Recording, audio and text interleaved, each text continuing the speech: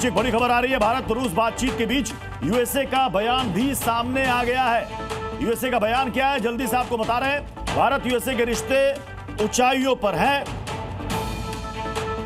US राजदूत का social media पर यह पोस्ट आया। एक तरफ एससीओ में समिट चल रही है, आज बैठक का आखिरी दिन, और जब तीन महाशक्तियों को एक साथ अमेरिका ने देखा तो उसके बाद देखिए क्या बयान सामने आ रहा है। अब मित्रता की बात हो रही है, भारत के साथ रिश्तों की बात हो रही है, भारत के साथ साझेदारियों की बात हो रही है।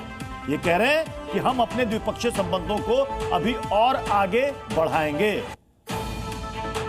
दीपक वोरा सर, मतलब एससीओ समिट का असर अब दिखने लगा। समझ में आ गया अमेरिका को कि बादशाहत और दादागिरी चलने वाली नहीं है। Sir you are brilliant in analysis. एक मुझे खबर दे दीजिए, डोनाल्ड ट्रंप कहां पे है सर? 6 दिन से तो नजर नहीं आ रहा। क्या बुखार है उसको, बीमार है, हॉस्पिटल में है, कुछ पता नहीं सर। बहुत तरह तरह की अफवाहें उड़ रही हैं।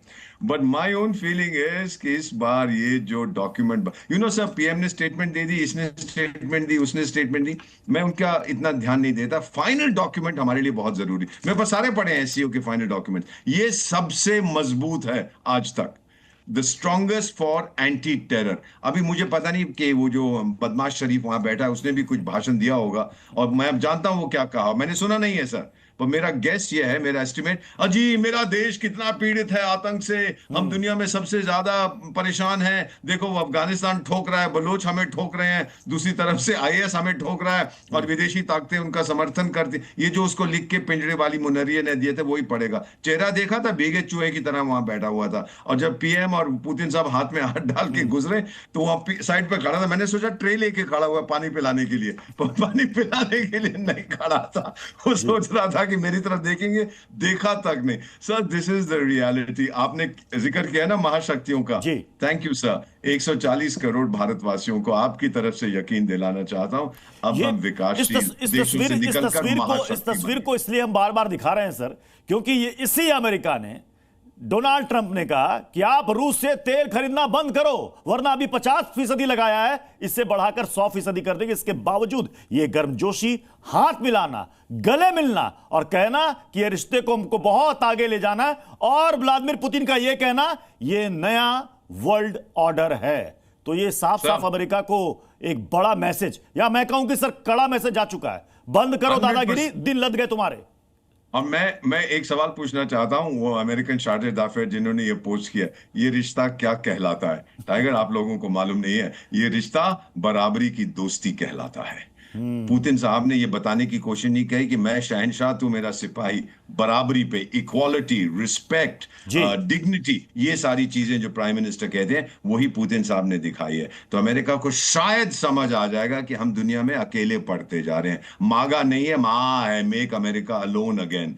कोई नहीं है तुम्हारे साथ, नॉट वन। आपका चमचा जो है आतंकिस्तान, वो भी कुछ नहीं बोल पाया जो आपके साथ बिस्तर में घुसा हुआ है। मैं चाहूंगा दीपक वोरा सर, शी जिनपिंग ने जो कहा है बुली बिहेवियर नहीं चलेगा, ये नाम नहीं लिया अमेरिका का, लेकिन अगर शी जिनपिंग कह रहे हैं, पुतिन कह रहे हैं, नाम नहीं ले रहे हैं, यानी सीधा सीधा टारगेट या तीर जो छोड़े जा रहे हैं वो व्हाइट हाउस में छोड़े जा रहे हैं। सर इंटरनेशनल ऑर्गेनाइजेशन जैसे एससीओ, हम लोग जब मीटिंग करते हैं तो हम नाम नहीं लेते, किसी बायलैटरल इशू नहीं करते। हम जनरल, हमने भी नाम नहीं लिया, हमने सिर्फ क्रॉस बॉर्डर टेररिज्म की बात। हम लोग बहुत माहिर हैं इस मामले में सर, पर आप देखते जाएंगे अभी क्या होता है। ये तो शुरुआत हुई है, अभी तो पार्टी शुरू हुई है। ये डॉक्यूमेंट पूरी दुनिया में जाएगा, और मेरा मानना है sir, again maybe I am totally wrong, कि ये जो बदमाश शरीफ है ये शायद वापस नहीं जाएगा सर। इसका तख्ता पलट, ये 6 दिन के लिए आया है चाइना, मेरा ख्याल उसका इरादा था कि यहीं पर जो कुछ है मैं यहीं बस जाऊंगा और वापस नहीं जा। मेरा मानना है कि वो पिंजड़े वाली मुनरिया 2-4 झापड़ मार के इसको कहेगा अब तू घर बैठ जा, तेरी कोई जरूरत नहीं। That's my feeling. हो सकता है मैं सर ये कहना कि रूस यूक्रेन युद्ध के लिए रूस जिम्मेदार नहीं है, इसके लिए पश्चिमी देश जिम्मेदार है, इसके लिए नाटो जिम्मेदार है, और इस बात पर एससीओ के सभी देशों का हामी बनना, ये क्या कह रहा है सर? ये कहलाता है कि आप लोग जो नैरेटिव स्पिन कर रहे थे, लोग बड़ी बड़ी बातें करते हैं कि फॉरेन पॉलिसी में नैरेटिव बड़ा जरूरी होता है, वो नैरेटिव नहीं चलता है सर। हकीकत एक चीज होती है, अफसाना दूसरी चीज होती है।